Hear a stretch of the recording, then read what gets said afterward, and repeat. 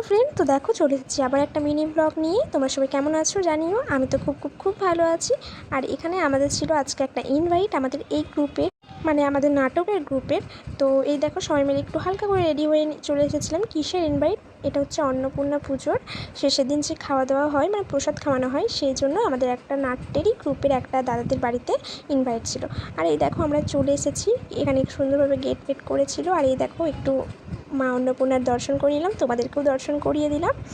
তো তারপরে আমরা এখানে একটু বসে বসে আড্ডা মারছিলাম, একটু গল্প করছিলাম, সবাই মিলে দেখছিলাম আর কি।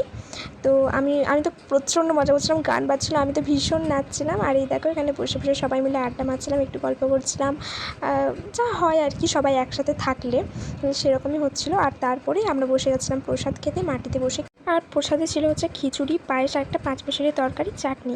পায়েসটা তো আমার খুব ভালো লেগেছিলো। প্রসাদ মানেই ভালো, তাই না? তো চলো বাই।